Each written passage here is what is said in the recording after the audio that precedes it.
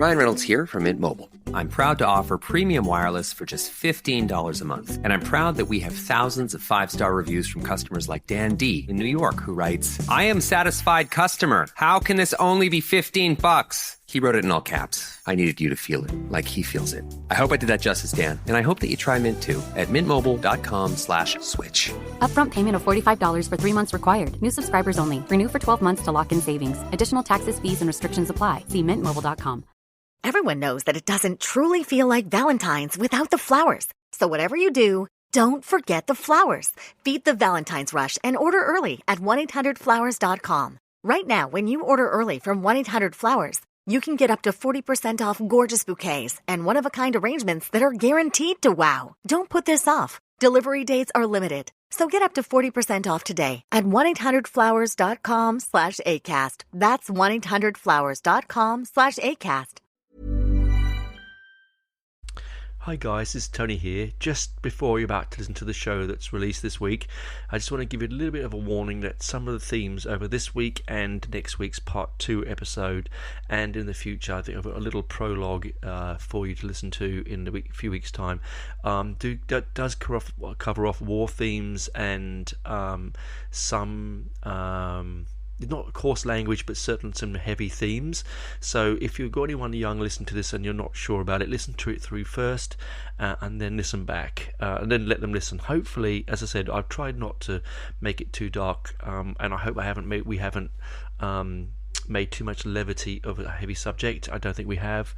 Either way, do enjoy the show, and yeah, see you next week. Bye.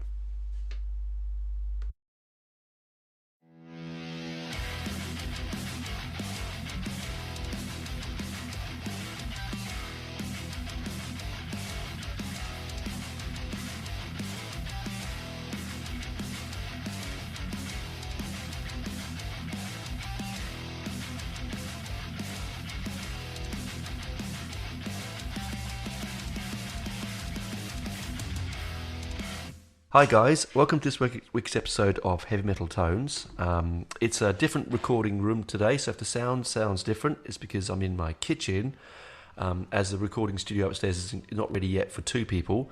And as you might have noticed by the little blurb, this week's episode we have a guest in the studio / kitchen / house, Benji Murphy, my very good friend and gig partner and all-round war nut. And music head like me.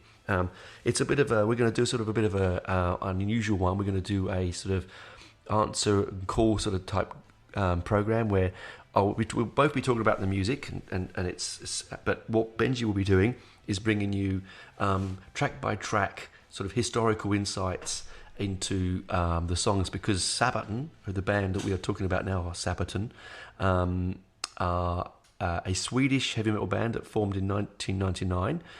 They are also considered sometimes a power metal band.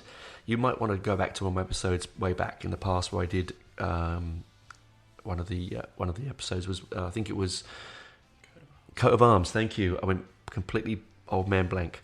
And the thing that really draws Benji particularly to this band, and me as well, is that you don't just put on the song and it's, you know, fluff and guff and dragons and swords. It's stuff that it is really powerful and poignant, and it comes across in the music. We're going to start off with the album The Great War. The Great War, because that's the first album where it's continuously the same subject matter from beginning to end. Otherwise, what they usually do is sort of go back and forth with different war type themes. And they sort of try and match it with the music. So I'm going to hand you over to Benji for the first one and the second. And I do apologise about the mic sounding, people. We are sharing a mic.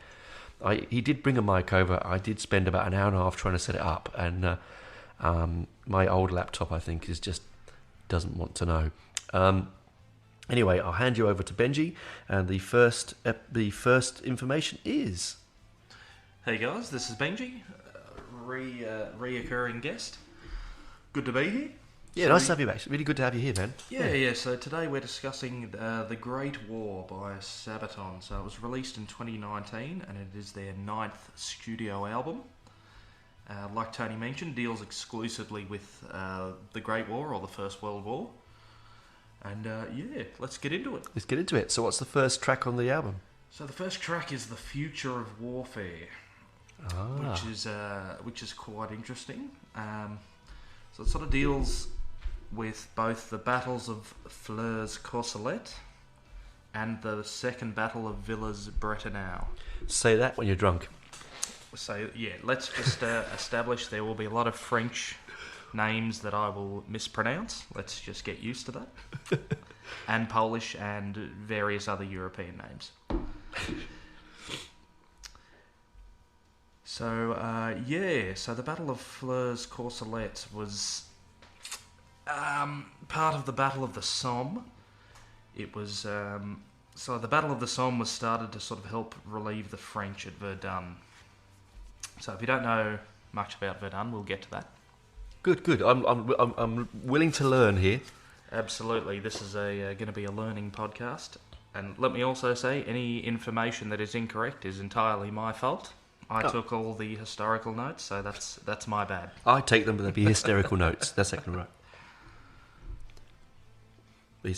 So the thing about before we get on to the notes of the first song, so I listened to that again yesterday on the way back from a gig in Sydney, and I found that as a band they managed to capture. Of course, no one alive, apart from a few people maybe, but no one who's going to listen to this podcast is going to have any memory or physical memory of how the battle would have felt and been. I mean, there's lots of writing, but it's easy in the heavy metal genre, I think, to make music just be loud and heavy.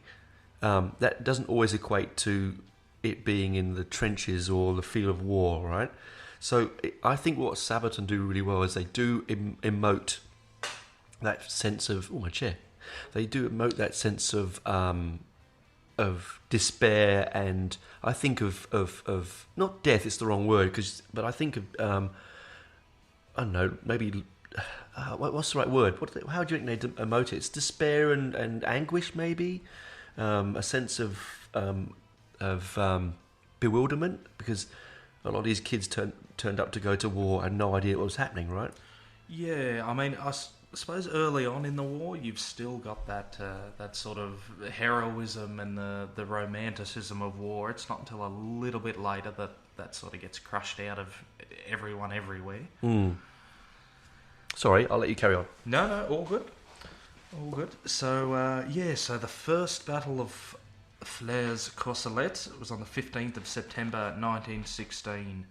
So it was important because it marked the introduction of tanks to the battlefield, the first tanks. I mean, tanks had sort of made appearances here and there, but very unsuccessfully, and they were, still a work in progress. Basically, most of the technologies during the First World War was sort of people coming up with things at the time, whatever they thought could help, flying by the seat of their pants. Yeah, I suppose warfare hadn't been fought ever like this before, had it? So this is relatively new. I mean, there had been some kind of trench warfare previously, but this is like on an industrial level, isn't it? No? Yeah, absolutely. So the Napoleonic War was sort of the first introduction of war on a mass scale. And the destruction on a mass scale, not just small sort of, little battlefields. These were battles that encompassed sort of everything and sucked everything in and destroyed everything. And Benji's just going to get a drink there for a second. He's got to clear his throat there. I don't blame him. I've got my tea as well. Yes, there you go. Sorry, just taking a sip of my fine Japanese beer while we discuss fine Swedish metal in a cold Canberra kitchen. Very international today. That's the way. Alright, so the ideas of tanks had sort of been kicking around for a few years. Everybody realised very rapidly in the First World War, sort of once it descended into sort of trench warfare, that we needed some way of getting dudes from one place to another without being absolutely annihilated. Some sort of armoured transport. And I know Winston Churchill was a big proponent of the tanks.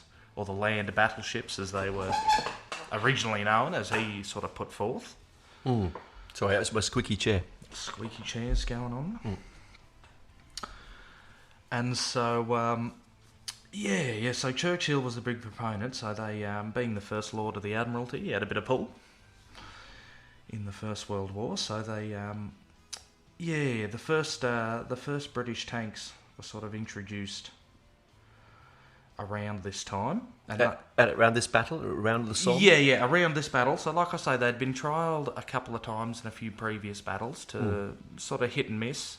They were very, very, obviously very new. They'd only just been invented and weren't very reliable.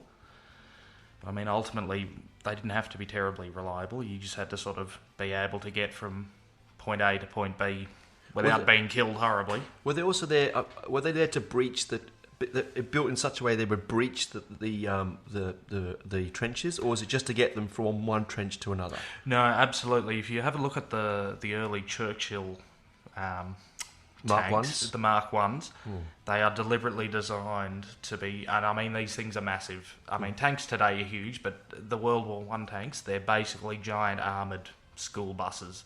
If you have a look at them, and I think the idea was that they could sort of easily traverse trenches and ditches and sort of get across the no man's land.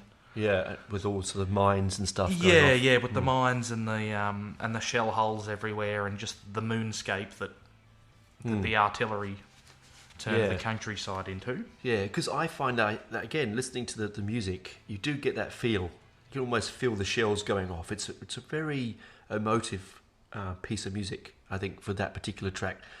Quite a interesting opening number as well. Yeah, absolutely. And I have to say the film clips that the guys do are also quite good. And the film clip for this song is very interesting because the whole film clip's made out of Lego. See, isn't that fantastic? Don't you love that? I mean, there is this. It's such a great, delicious juxtaposition, isn't it? You know, music is, by its definition, a fleeting medium, right? It's here and it's gone. Oh, there's my phone. You can ignore the phone ringing. I'm not going to answer it. There's the your fleeting background music. You know, music comes and goes. You either forget it or you remember it, right? War, to some extent, is the same sort of thing. You know, it's there for that moment, and then over time it disappears. But these great musicians then use, you know, a modern permanent toy, you know, something that once you make it is there forever, sort of thing, and use it to make to represent such a, you know, such almost such whimsy in the toys, but such sadness in the music. Yeah, you know? Absolutely. It is an interesting juxtaposition, as you say. Yeah, I think it's fantastic. I love the video. Yeah, it is a great video. I'm a fan of all their videos, I must say. But so the first half of the song was the Battle of Flers-Courcelette, which is sort of the first tanks to make their appearance. The second half of the song is about the Second Battle of Villers-Bretonneux, which on the 24th of April 1918 marked the very first tank-on-tank battle. Really? The Germans had them then? So the Germans had been working on their own version of the tanks, the A7V, and if you've ever seen them, they're even bigger than the Churchill tanks. No disrespect to my German listeners, but typically German. If you happen to live in Canberra, the Australian War Memorial had one of the only, I think, intact A7Vs in the world. So even the Bovington doesn't have it in the UK. I think they might have one. But because I know the Australian forces captured a German A7V tank at the end of the First World War and brought it back as a sort of a war trophy. Oh, wow! What and a it actually lives at the Royal Artillery Museum up in Queensland. Is its permanent home, but it got lent to the Australian War Memorial for a few years, and I was lucky enough to go visit it. And I've got a photo somewhere on Facebook of me standing in front of it. And I'm a tall dude. I'm 6'2", 6'3", and this thing is huge. I have to say, I love tanks, and so it's always been a weirdest thing to see them, and that size tank as well. I mean, I've seen pictures of it, and it is mammoth. Absolutely, and these things had like 14 or 15 blokes in them. It wasn't a small affair. But if I remember rightly as well, they weren't heavily armoured. Like, when I say that, they didn't have like 18-pounders, 20-pounder guns. They were not. They had small armaments, but it was just getting the people to the places, wasn't it? Yeah, it was essentially being able to get dudes from point A to point B without being machine gunned. Yeah. They were pretty much designed to be impervious to small arms fire, and that was about it. That's it. I thought. If you get hit with an artillery shell, you're in for a bad time. Yeah. So, do you think that's brave of the band to push two thematic war moments into one song, or do you think that was just because they couldn't stretch it across one? It's just interesting. Is it because it links intrinsically in one to the other that they had to sort of push it together? Yeah, I think so. I didn't actually realise the song was about two sort of separate events until I sort of looked a bit deeper into it and so it's amazing. So they blended it. Looked into the lyrics, and actually on the Sabaton website they have a breakdown of all their lyrics and sort of a historical section on all the songs. And I'll put a link in the descriptions notes, so the notes descriptions later on. So yeah, okay, carry on. Sorry, Benji. No, all good. So so the Second Battle of Villers-Bretonneux. So while the tanks were fairly important at the time, they didn't actually do that much. It was more the shock value of the tanks that had the most effect. Well, can you imagine some little Tommy, some little German, he's sitting in his trench and he puts his head over the trench and this huge mechanical beast is whirring its way towards you? Absolutely. In a world filled with absolute horrors. Yeah. Can you imagine looking over the top of the trench and hearing this awful clanking sound and going, what the hell is that? Looking up and this giant beast is sort of cruising through the no man's land towards you, through the smoke and the fog. Yeah, because I believe they went terrified. Because I believe they went at about 4 kilometres an hour. They were quite slow, walking pace. Yeah, they weren't quickly. Like I say, the idea was just to get somewhere safely, not quickly. And they were very unreliable. They broke down constantly. They were massive. They were so just cutting edge technology. New technologies, yeah. Obviously, I'm sure one time or another you're going to talk about the Tommy gun, but the Tommy gun changes the face of small arms, as same as the tank. Absolutely. Well, what's the famous quote? War is the mother of invention. Yeah. Nothing sort of kickstarts technology quicker than a good war. Yeah. Interesting, isn't it? Yeah. Where do we go from here, Benji? They didn't really turn the tide of war, but like a lot of things that came up in the First World War, they'd be a lot more important in the Second World War and the times that were to come. Yeah. So do you think, pardon me, do you think that the guys engineering this stuff could perceive the future and that there was going to be another war on this scale, or was it self-preservation? We've got to build more because they may come at us again. I know people like Churchill definitely were very forward-thinking and sort of always expected there to be, conflicts in the future. And as idealistic as the war to end all wars was, I don't think he was a great believer in that. He was a warmonger in some respect. I mean, he wasn't a very good peacetime Prime Minister, but a very good wartime Prime Minister. No, he's an interesting character, Churchill. He probably deserves his own podcast, and I'm sure there's lots of podcasts dealing with him. He held every ministerial post, didn't he? Except Ag and Fish. I think he was like Minister for Education, for war, for everything. He just didn't do agriculture and fish, which is quite interesting. I think I would have gone. I need to get Ag and Fish and have the full set. Yeah, absolutely. Have the I want to get my set. full set. I want the collector's edition. Sorry, I had some tea. All right, so moving on. So we've had this wonderful First World War moment. Well, not wonderful. Sorry, it's probably the wrong analogy. Analogy, that's the wrong word as well. Anyway, we've got this windswept dark, thunderous music with this amazing lyric, bringing us through from the First World War into the modernisation of war with tanks. Where do we go from here? So just before we move on to the next song. Oh, sorry. No, all good. All good. So I've sort of just at the end of each one, I'll sort of highlight the lyrics that I feel speak. Sure, absolutely. Yeah. Coming over trench and wire, live to fight another day. It basically sums up what the tanks were there to do. Yes, to push the men further forward with as little loss of life as possible, right? Absolutely. So I feel that sort of encompasses the spirit of the song. And that's one thing I think I do love about this particular band is their lyrics aren't. We've all loved The Trooper and things like that, by Maiden, and it's wonderful and it's very poetic. But I think with this band, their lyric is more reverential.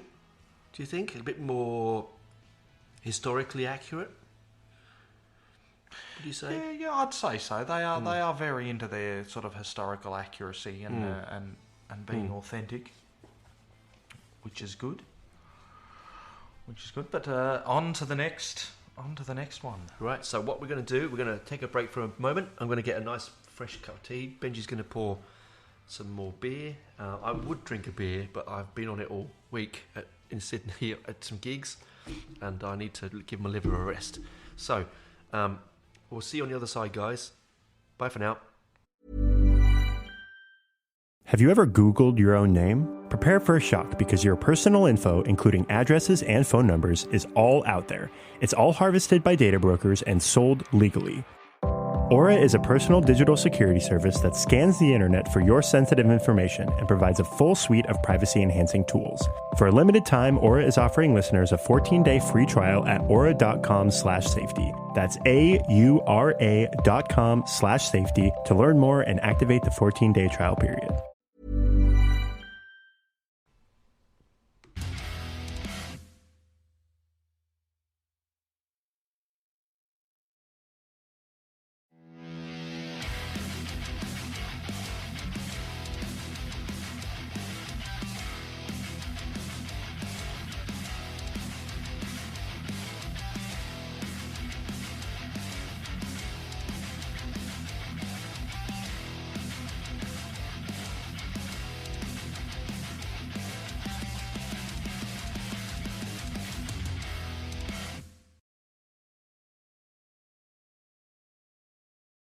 Welcome back, guys, to part 2. I hope you enjoyed those adverts and you've decided to go and buy whatever they tell you to buy, or vote for whoever they tell you to vote for, whichever country you're in.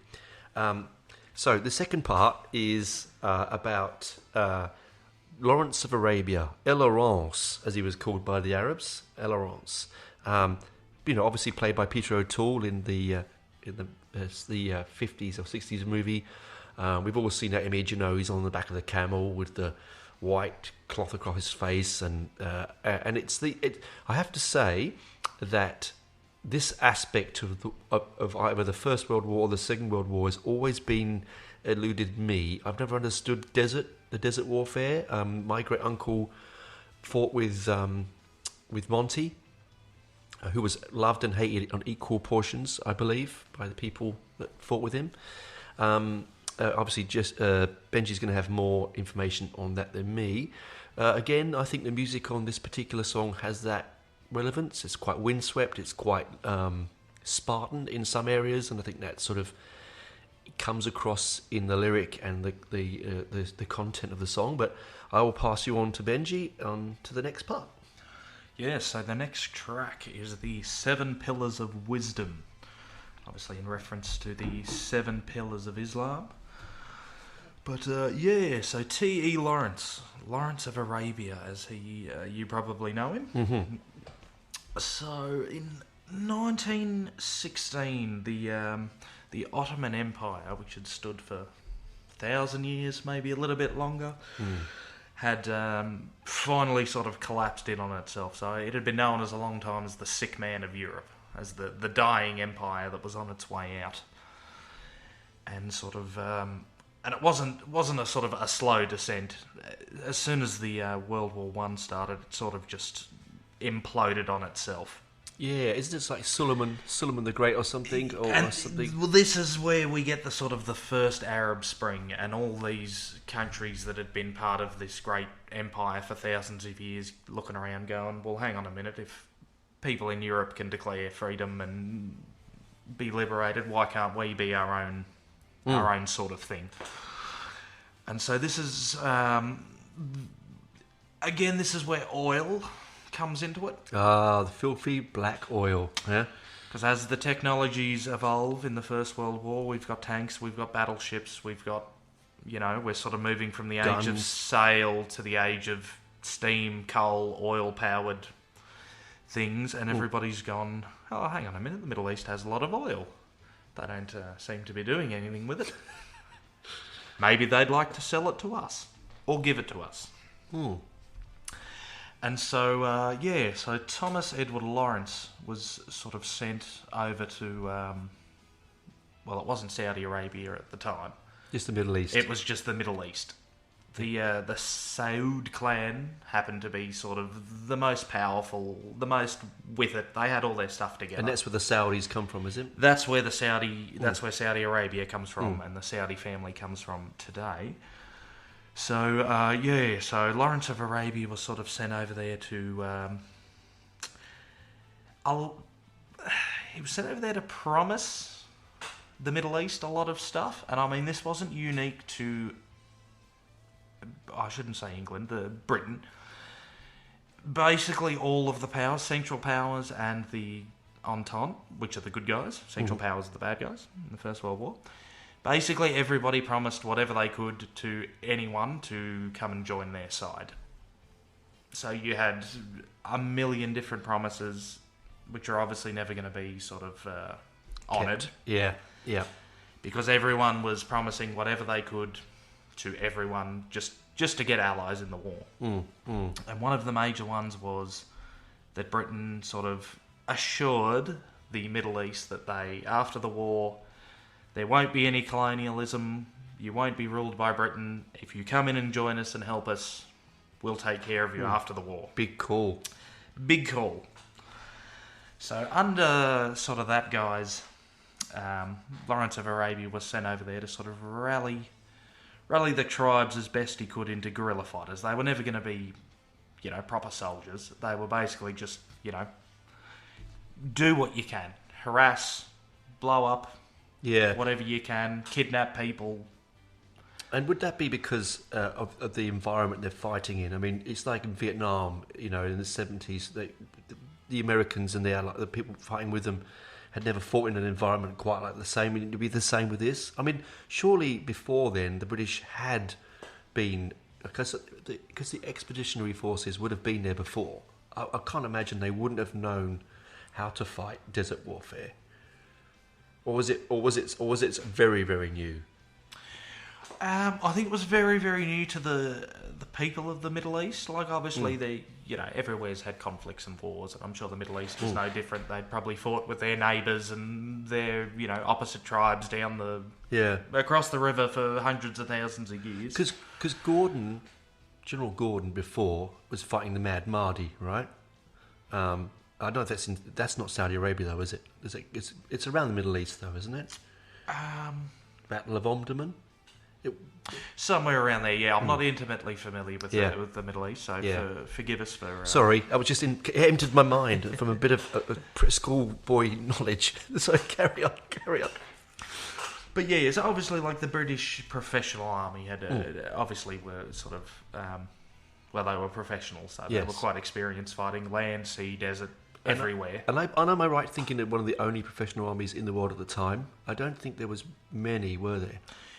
Yes, there were a few, but they were probably the best at the time. They were the smallest, but they were the best trained, the hardest fighting. Yeah. Because it was fighting for the empire, right? Absolutely.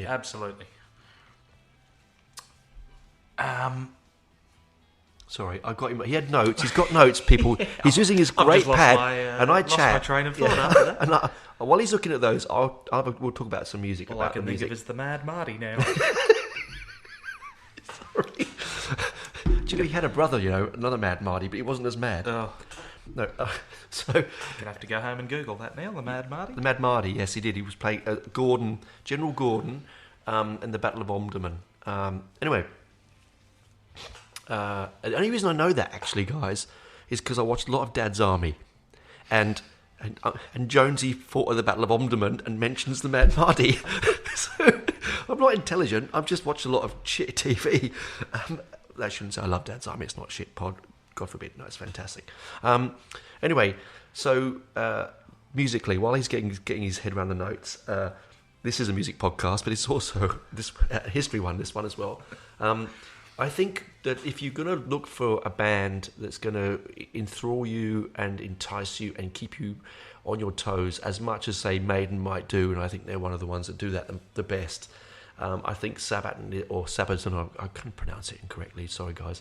It means metal shoe. It's a little shoe, isn't it, on an armoured shoe? Yeah, so a Sabaton is a knight's armoured boot. Yeah, Sabaton, there you go, a knight's armoured boot.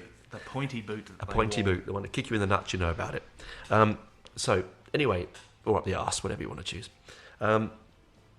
You come to Australia, you might get a booting, but that's a Simpsons reference for anyone. One of our proudest traditions. One of our proudest traditions. Thank you very Mr. much, Prime Minister.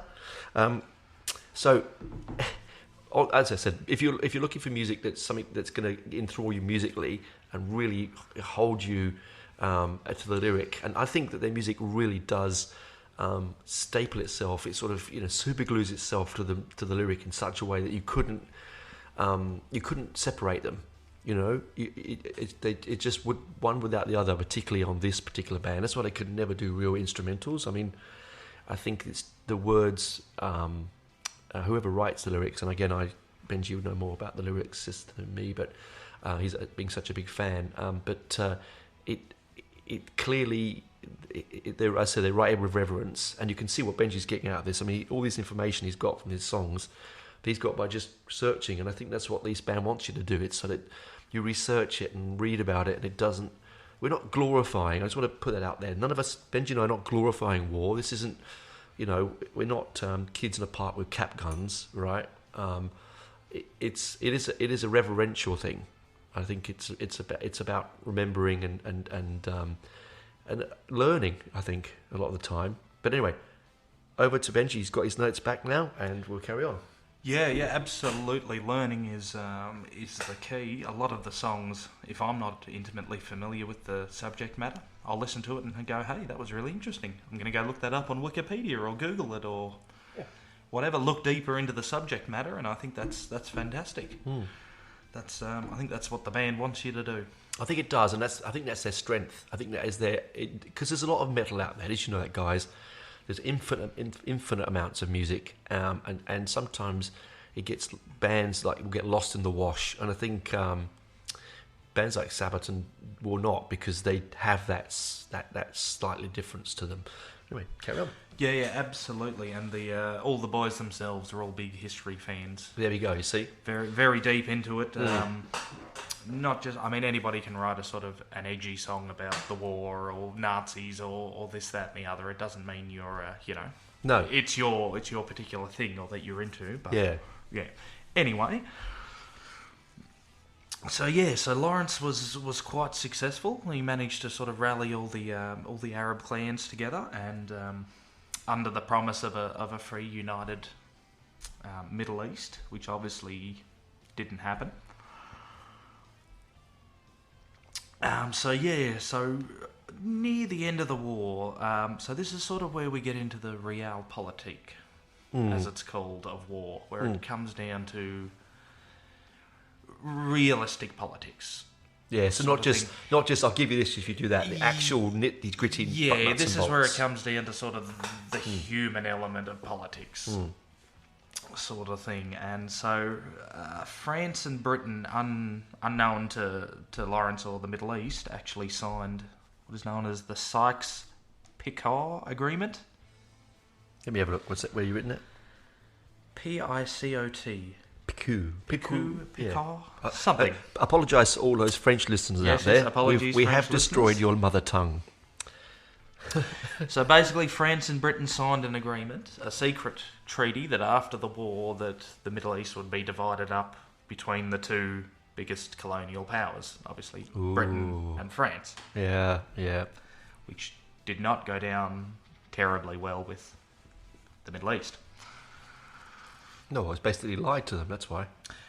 So Lawrence was actually told about this and was absolutely horrified, and was sort of like, well, mate, I've given all these sort of promises to these people in good faith, and they've, helped us fight and do this and that, and no, doesn't matter. This is how it's going to be. Do you think that Lawrence, because he could speak the language, he'd become not native, but he'd understood what was happening in there more so than these, white-collared shirt workers in Whitehall? Absolutely. I think, I haven't seen the movie Lawrence of Arabia. I haven't read any of his memoirs or anything like that. But as far as I could tell, he'd basically been accepted by these people. He lived with them. So he became part of. That's why he was upset. He did sort of, lack of a better term, he did go native. Yeah. He adopted all their sort of their traditions and any of the pictures you see, it's him in the traditional sort of like the flowing robes and the. Do you think part of his indignation is that he would be blamed for it? I don't think he was worried about that. I think he just had such admiration for these people. Well, they're a proud and loyal people, aren't they? Absolutely, that they were a proud and loyal people that he managed to convince to sort of come to his side and help the motherland, as it were. And do you think that? Sorry, on a separate note, do you think that this is actually one of the most vital parts of the war? Do you think without the Allies, the Allies, what are they called in the First World War? They are the Triple Entente. The Triple Entente. So like Entente Cordiale, right? So do you think the Triple Entente of the First World War? Do you think they would have? If it's easy, we'll just call them the Allies. Everybody's familiar with that. Do you think the Allies would have won the war without the interaction of the oil from the Middle East? Look, I think so. The Middle East and Africa weren't terribly important in the First World War. There were things going on. Obviously, the Germans had... everybody had territories in Africa at the time. And it was more sort of just defending those territories. Right. So what... Because, obviously Russia has oil fields. And the Baltic states have oil fields. They would not have gone for those? No, so Russia very early on was knocked out of the First World War. They'd sort of just gone through their... they were in the middle of several revolutions. Oh, of course. Yes, the Russian Revolution, of course. Yeah, very messy period in Russian history. Yeah, so they weren't interested in over there. So, no, they were sort of more interested in keeping their country from imploding from the inside. Got you. Yeah, very... Right. Very so early it wouldn't on. have mattered about them anyway. Right. Very early on, they dropped out of the First World War. Early on, they had a few... they participated in a few battles, very unsuccessfully. Yeah. Which is the traditional Russian start to a war. Yeah, as we know, don't we? Yep. Let's make this relevant. Anyway, moving on. Sorry. So, so Lawrence eventually found out about this agreement and was absolutely horrified and just so disenfranchised that he requested to be transferred back to England straight away. He went, I'm sorry, but this, I can't lie to these people anymore. I'm out. Oh, that's a shame. So, what happened to him after the war? So he actually died in 1935. Wow.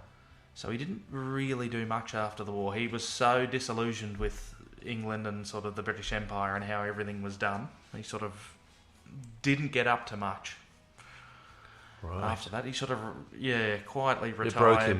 It did. He was a broken man. Yeah, that's bad, isn't essentially. And unfortunately he died 1935 in a motorcycle accident. See, what a way to go. So there's this proud, colonialist, if that's the right word to use. I don't know if it's a good word to use nowadays of the woke people, but he was a colonialist.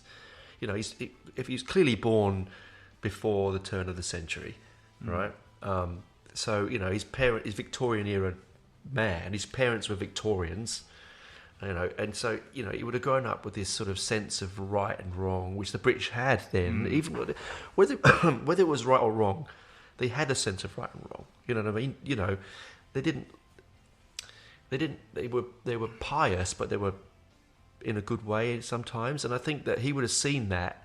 What a sad way to go, He would have probably been. What would he be in outbreak of the war? Second World War, 50, 51.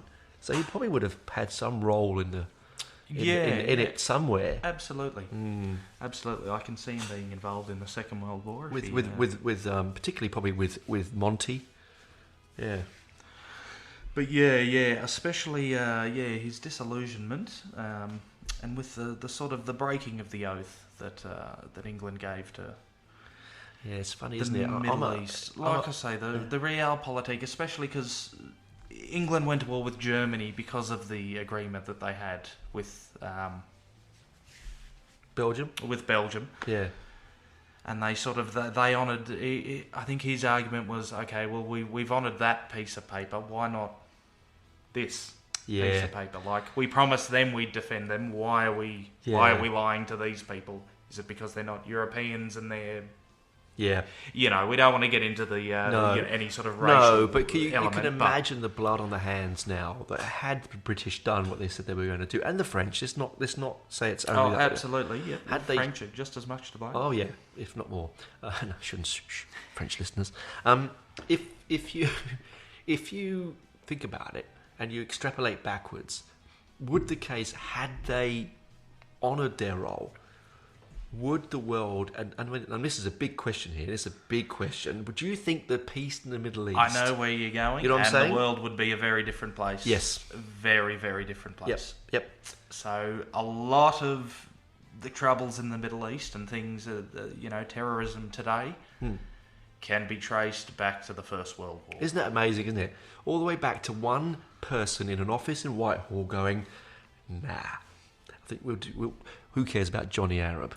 I'm sorry, that's not... I'm trying to put a disclaimer there. That's just, historical acting. Yeah, the attitudes of the time. Yes, yeah.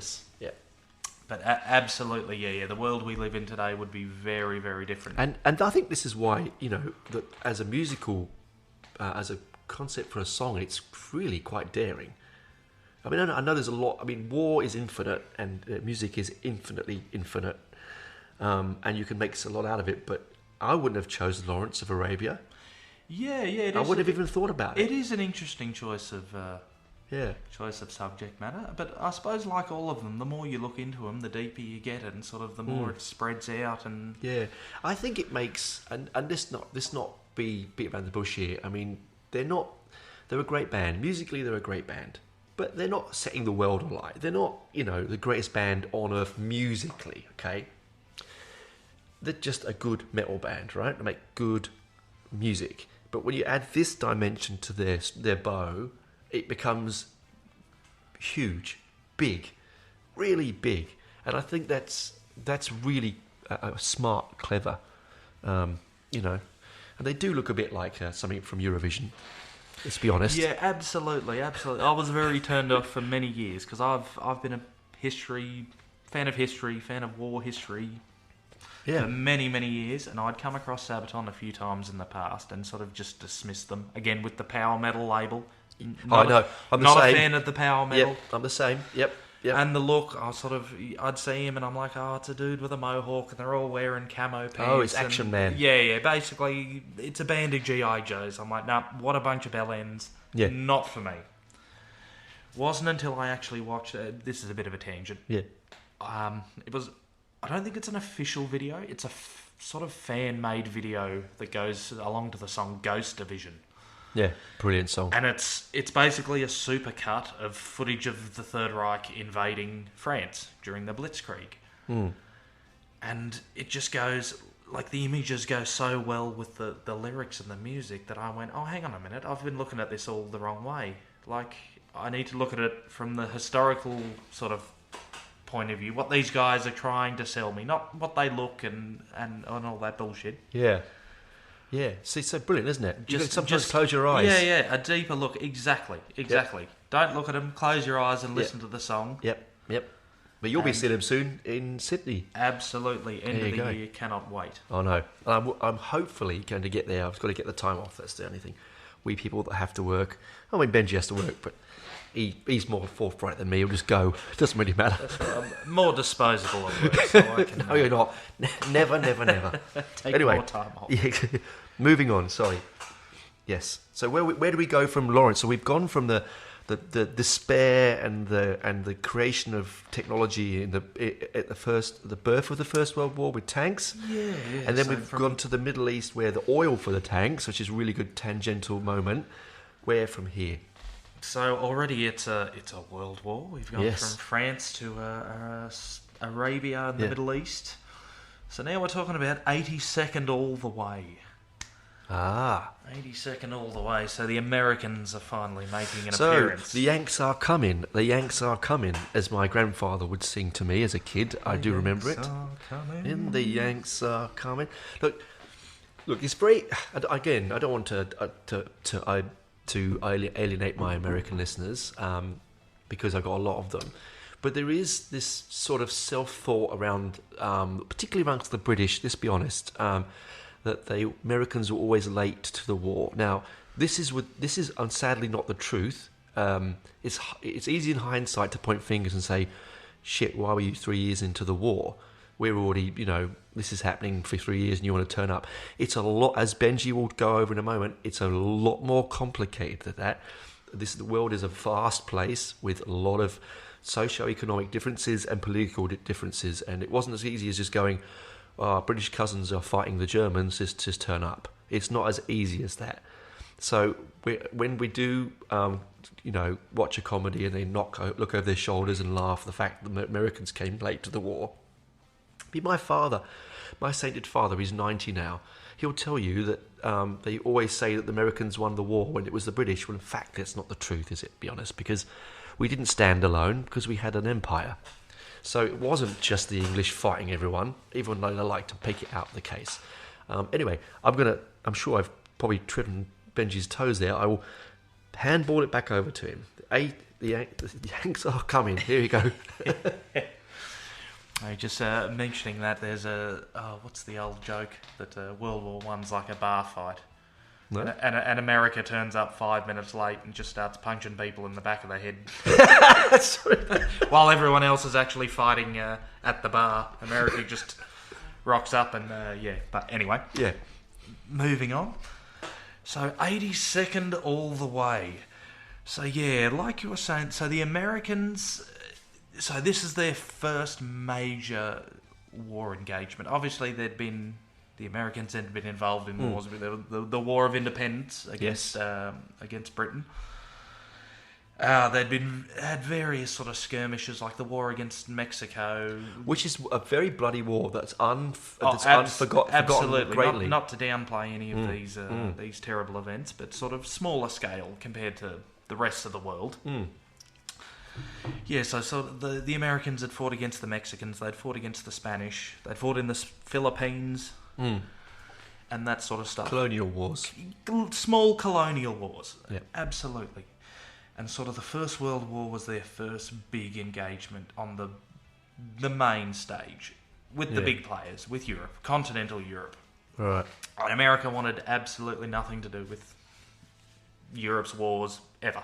No, and you don't blame them. I mean, if you think about it, where they are located in the world, a bit like Australia in that respect. The only thing about Australia is you've got the Japanese and the Chinese close by, but they don't need to. Absolutely. They didn't need to. Woodrow Wilson looked around and went, we don't need to get involved in this. No. We're one of the largest countries in the world. We're far enough away from everybody. This is not our... Self-sufficient. Self-sufficient. This is not our concern at all. Yeah. Once we get involved in European conflicts... Where's the end? That's it. Where is the end? Yep.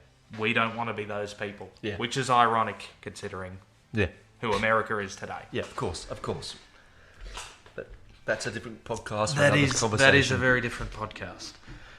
So 82nd all the way is about Alvin York. So Alvin York was one of 11 children. So he's from Irish descent. If you Google a picture of this dude, he looks like your typical Irishman. Is he stocky, not in a big-jawed? derogatory way. So he was, I think he was 6'2" or 6'3" in 1914, which is huge. Yeah. Well above the average height. So he was a massive mountain of a man. Yeah. Shock of red hair, like you say, just a big lump of a man. He was huge. So he was known in his hometown. So he was born in Tennessee. Yep. So he was known for three things: hard drinking, hard fighting, and being a church-going man. So quite pious. Quite a pious, God-fearing man, unless it was a Saturday night and he'd punch your head in down at the pub if you looked at him funny. That happens, doesn't it? Hey, I'm of Irish descent. Sounds like most Irish people I know. Yeah, I don't mean that.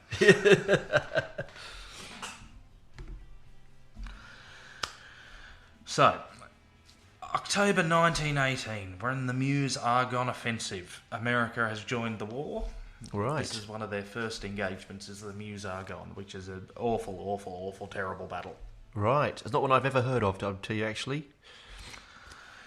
So, Private First Class York is acting corporal, sent with 16 men to storm a German machine gun position on Hill 223.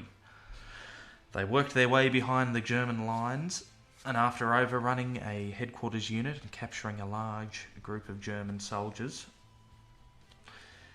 the Germans opened fire, killing 6 of his men and wounding another 3. Sergeant York ordered his remaining 7 wounded soldiers to guard the captured Germans while he worked his way up towards the main strong point on the hill. After exchanging gunfire with the Germans, York was charged by 6 or 7 Germans with fixed bayonets. Out of ammo for his rifle, Sergeant York drew his pistol and shot dead all 6 men who were charging him, which is already ridiculous. What? Hold it 1 second. We're going to go to an ad there, because I need to just take a deep breath. Hold that thought, and we'll come back, and what happened on the other side, we're going to find out.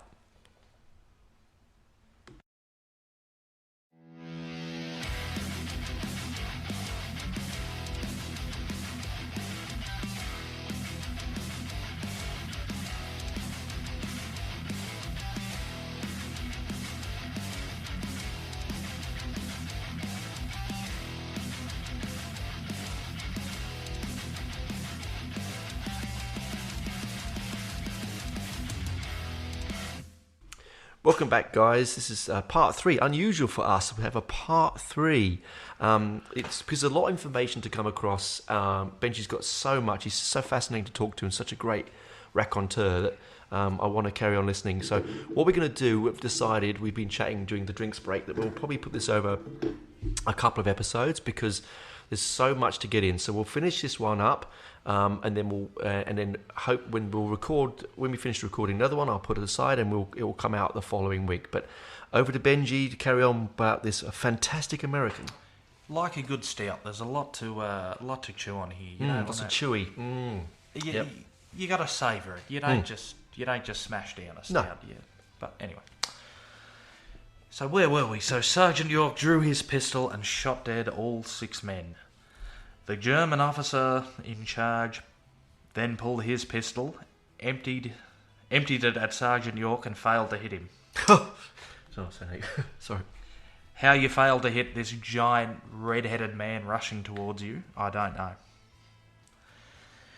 York and his remaining men returned with 35 captured machine guns from the German trench on the hill and 132 prisoners. Shit. That he had single-handedly captured. So I forgot to mention, after failing to hit Sergeant York, the German officer immediately surrendered. I can imagine. This one man had just charged him and killed 6 of his friends. Do you think he's the? Do you think York is the inspiration for Captain America? He may very well be. It gives that feeling, doesn't it? I mean, there's a few stories like this in the First World War that you just go, how? Yeah. Like, what? How is that possible? Fate. How does one man capture 132 people? And let's be honest, that's a lot of men. That is a lot of men, all heavily armed and ready to kill you. And Wow. That's just Wow. absolutely blows my mind. Wow. So Sergeant York was awarded the Distinguished Service Cross for his actions, which was later upgraded to the Medal of Honor. Right. So is that like the Purple Heart? Similar thing? No, so the Purple Heart is a wound badge. Oh, okay. So Gotcha. anyone wounded in combat, Yeah. I believe in the Second World War. I don't know if it's the First World War. Forgive me, Americans. Yeah. It was a Purple Heart. I believe the Purple Heart is Gotcha. the wound Medal badge. of Honor, though. Yeah, gotcha. Medal of Honor Very is high, very high. the Medal of Honor. So yes, his Distinguished Service Cross was later upgraded to a Medal of Honor, understandably. Yeah. Sergeant York survived the war and returned home to his hometown. He became I believe it was a pastor, or he came home and was heavily involved in the church life, There you go. and had 10 children. Wow. So he was one of 11. One of captured 11. all these men. Yep. Came home and still had fun time energy to get 10 children. Unbelievable. You probably needed a bit of relaxation after. I think he needs a lot of relaxation after this. those. I think he'd earned practicing those 10 children. Yes. So just a brief bit of history. So the 82nd Infantry was nicknamed the All-Americans Right. to reflect its unique composition of having soldiers from all 48 states of the United States at the time. Yeah, 48 states then, that's right, yes. Their motto was all the way. That later became death from above. During the Second World War, the 82nd was formed into the 82nd Airborne Division. I thought so. I'd heard of that before, 82nd Airborne. Yep, okay, yep. So they became, yes, some of the famous paratroopers of the Second World War. And I think my lyric of this song, fearless, leading the raid of the war, machine guns on the hill, charge the enemy, taking the prisoners by the power of his will. Wow. Pretty much sums up. Doesn't it? I've got goosebumps. That's just... I've got this picture in my mind when I listen to the music and that lyric of this guy, it's mist. It's deafening noise. It would not be silent, right? There's bodies flying all over the place, shells and guns and shrapnel, and he's charging, thinking, well, I'm going to die here, but I'll take one of those bastards out with me. And he gets 135 of them. Absolutely. If I was in a trench with all my buddies and one man single-handedly charged up the hill, and I'd probably surrender to it. To honestly, yeah, this because mountain of a man charging through the smog and the haze and the gunfire. Yeah. Absolutely, mate, you're in charge. Best thing for everyone. Because when you're running in those leather boots and that thick mud, it's not like you now with all these sort of technologies. Yeah, absolutely. Through the no man's land, battling up the hill through the barbed wire and the And the shell holes shells and the machine the gunning at everything. him. How is he not get gun by the machine guns? But see, that's another thing. I've got goosebumps for that. Oh, unbelievable. Yeah, absolutely. 132 prisoners. 35 machine guns captured. And we're not talking about handheld machine guns, we're talking about a big machine gun teams, the big Yeah. Maxim machine guns that were a staple of the First World War. Yeah. Wow. What an absolute And if you beast. think about each one of those machine guns could take thousands of lives, not just hundreds or tens or 20, but a machine gun like that aimed at a charging battalion of French or English. Absolutely. It would so you times that by the amount it could take. That's a lot of lives he's saved. That's not 135 he's captured. That's 20, 30,000 absolutely. lives he's saved. Absolutely. That's just, it's staggering. Really think about it. Wow. Oh, okay. I think we're going to come to the end of this particular episode. Do you have anything else you want to talk about the young man? Young man, I should say. He wasn't a young man, was he? But you know what I mean. Young man. No, I'm happy with that. Look, we can put a pin in it. Yeah. At that stage. Yeah. Let's put a pin in it now, and then we'll wrap up, and then we'll set up for the next one, and we'll pull the pin and lob it over the trenches into the no man's land, no man's land, and see how we go from there. Actually, speaking of hand grenades, do remind me in the next episode to talk to you a little story about hand grenades that I have that you might find fascinating. Okay. Looking forward to it. All right. Anyway, so we'll wrap up now. Thanks for coming and listening this week. It's been I've really enjoyed Benji's Chit Chat. He's such an intelligent man. Do go in between breaks for this week's, go and listen to the album. And then when you come back next week, you'll have more insight into what's coming, and you might enjoy the badinage. I know other long words like that as well, like wheelbarrow, for us. Okay? So anyway, we'll see you on the other side, guys. Bye, mate. Goodbye. Thanks, guys. See you next time. See you. Bye, mate.